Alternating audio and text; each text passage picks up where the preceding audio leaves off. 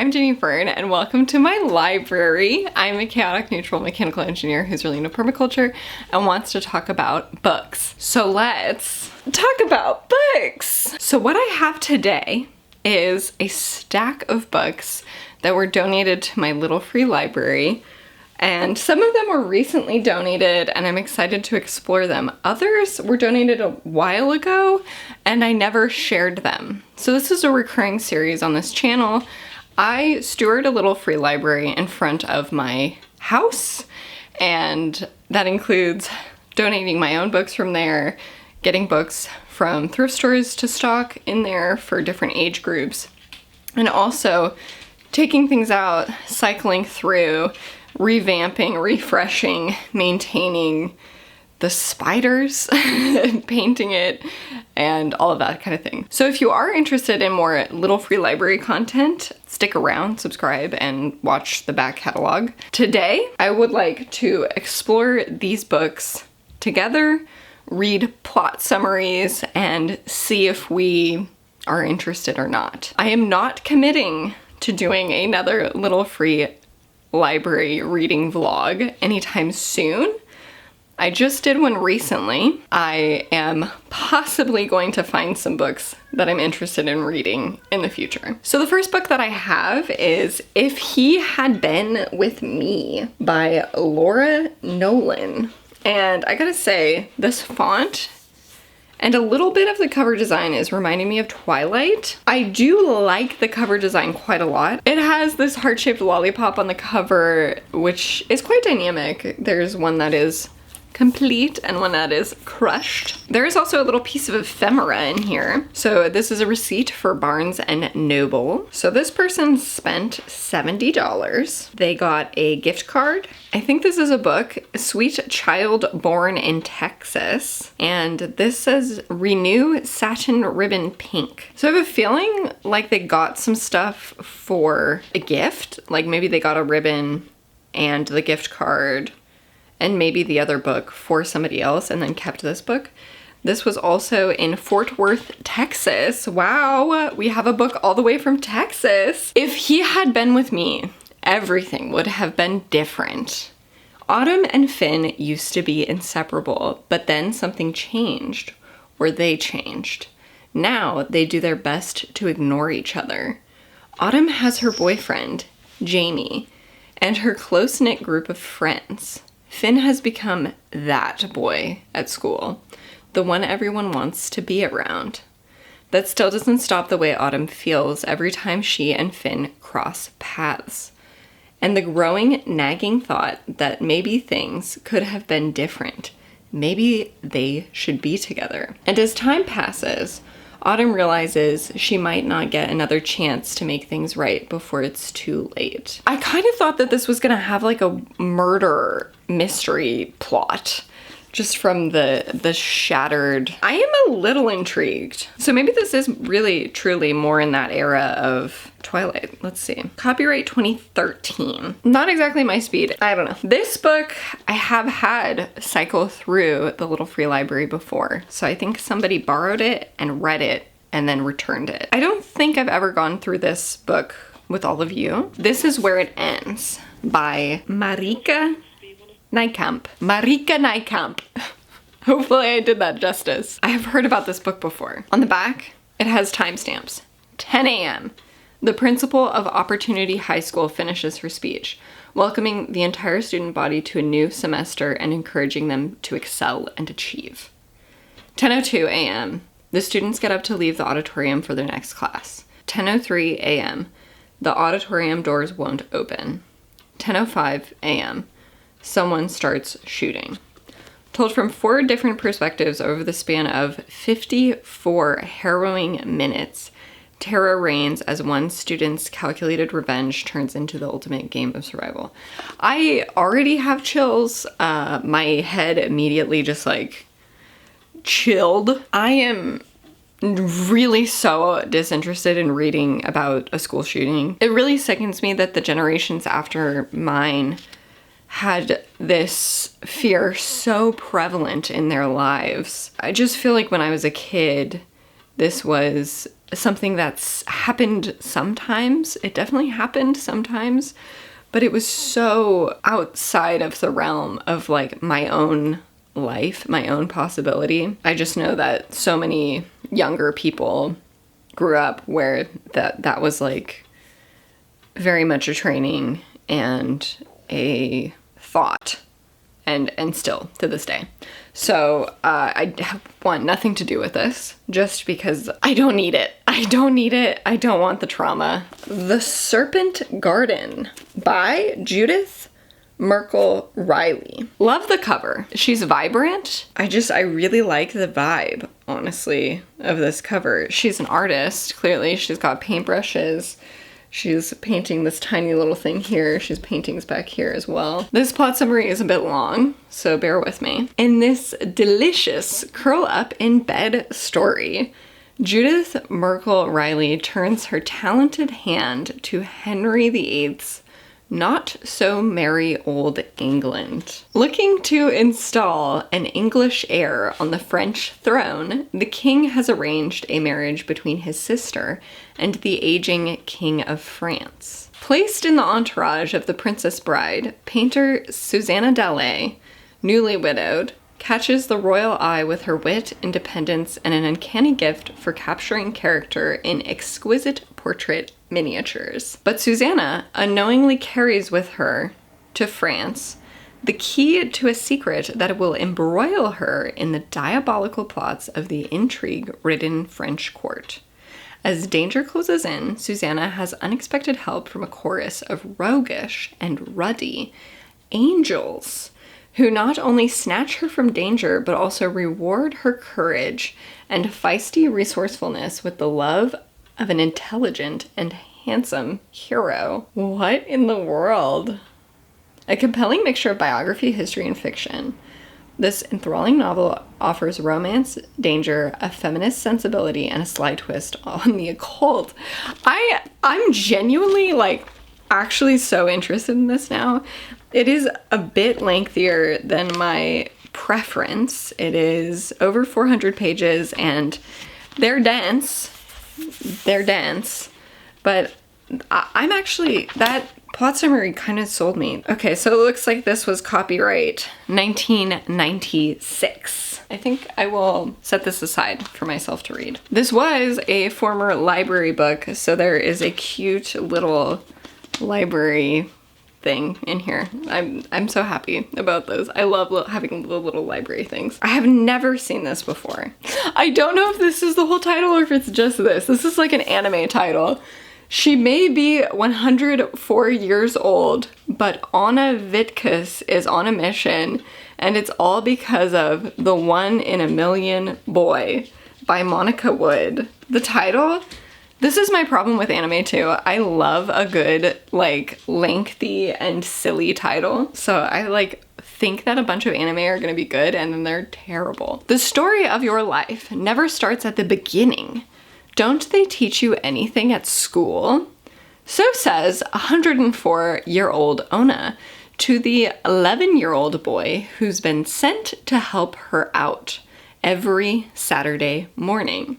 As he refills the bird feeders and tidies the garden shed, Ona tells him about her long life, from first love to second chances. Soon, she's confessing secrets she has kept hidden for decades. One Saturday, the boy doesn't show up. Ona starts to think he's not so special after all. But then his father arrives on her doorstep, determined to finish his son's good deed. The boy's mother is not so far behind. Ona is set to discover that the world can surprise us at any age, and that sometimes sharing a loss is the only way to find ourselves again. My cat's rumbling around over there, and I got distracted while I was reading this. Oh no, does the boy dies? Wait, I think the boy has died. I'm getting quite interested in this because having such an old character is a bit of a rarity. I'm interested in this. The Venice Sketchbook by, okay, so Reese is a Welsh male name. Okay. My name apparently is also of Welsh origin.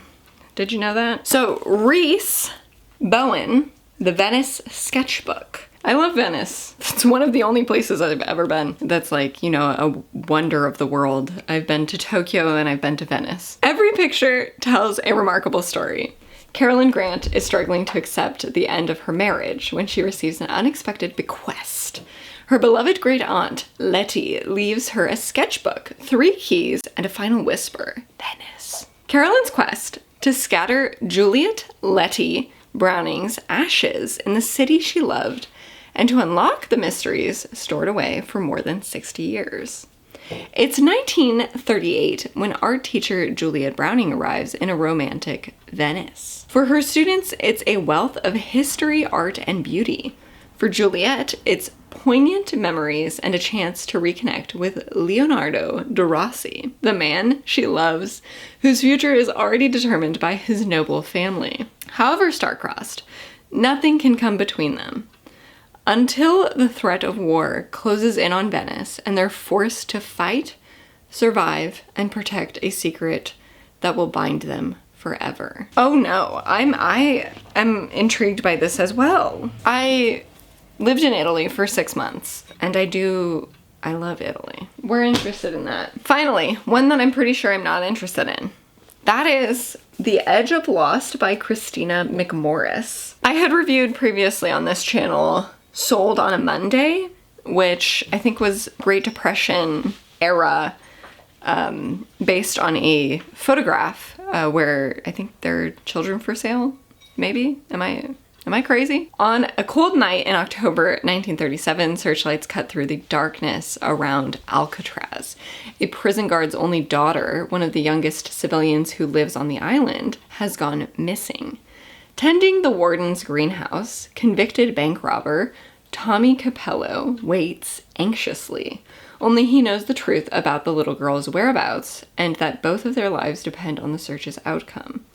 Almost 2 decades earlier and thousands of miles away, a young boy named Shanley Keegan ekes out a living in Dublin pubs. Talented and shrewd, Sean dreams of shedding his dingy... Get out of my swamp! Talented and shrewd, Sean dreams of shedding his dingy existence and finding his real father in America. The chance finally comes to cross the Atlantic, but when tragedy strikes, Sean must summon all his ingenuity to forge a new life in a volatile and foreign world. I don't want to get committed into this. I am quite interested in Alcatraz. No, I can't. I can't commit to it. Ooh, okay, now this one, I gotta say, I love this artwork. This cover, guys, I feel like I need to hype it up more because I think it'll make it funny when you see it finally. But I am serious. I love this cover. This is The Deception by Joan Wolfe. The texture, the shine, it's, ooh, just so good. So this says a sensual romance from America's best loved Regency author. I know I'm not interested in that. I am not a romance reader, and Regency, I'm sorry to say, Regency bores the ever-loving shit out of me. I am so disinterested in that era. Oh God, do we see the font on the back? How did we stray so far? Gentle reader, let me say straight off, it was not my idea to trap England's greatest hero and a most eligible bachelor, the Earl of Greystone, into marrying me.